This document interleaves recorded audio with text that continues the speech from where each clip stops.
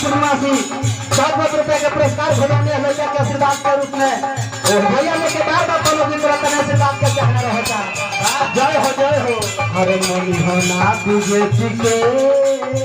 कहाना जय हो कहानी नरे हे मन होना तुझे के कहाना मन होना तुझे के कहाना ये सब महाना हमने